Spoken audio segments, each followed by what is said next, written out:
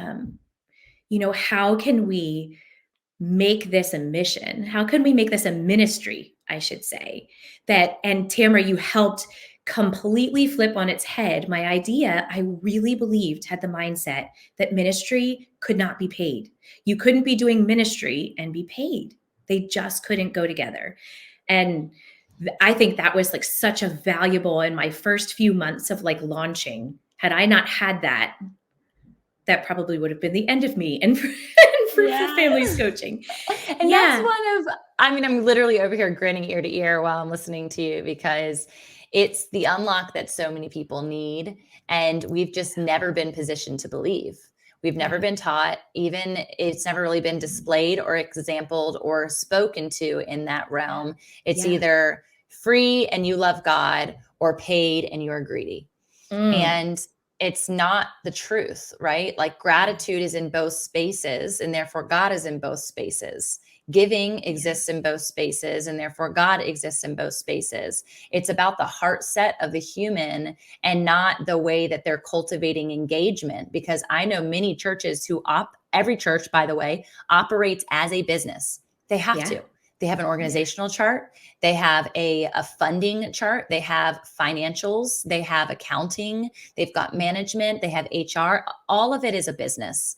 And so it's just been plagued, honestly, to be perceived as this is good and this is bad. And so for us to stand up and to know that our hearts are for Him, and our hearts are for the people that we're serving, and ultimately for what you're doing, our hearts are for healing families and family units, that there's no bad in that. It's all good. And therefore God will bless that goodness. And He has. Yeah.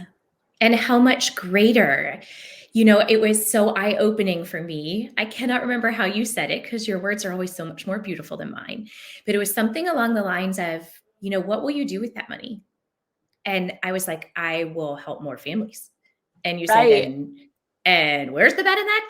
And I will donate. And I hope to, we talked about building a nonprofit and an organization that would help foster parents. And I thought, I want that. I want that. Like, it doesn't come down to the financials, to the money piece. It comes down to what can be done with that. Like, what can we give with that? And for me, that was like, and still to this day, just is why I do what I do.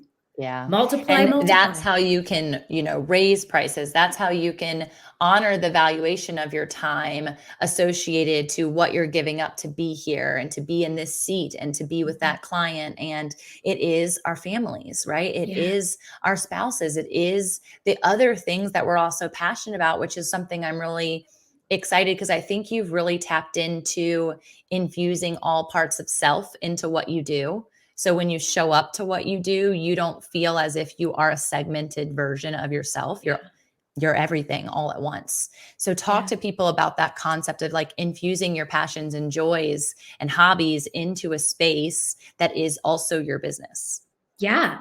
This is hysterical. I was just on a call with someone talking about this, and living in authenticity and embodiment. And she was so wise too, in saying like, we need to embody these things. This isn't something we do on the side as a business. This is when we step into this scary entrepreneur space that means sacrificing so much.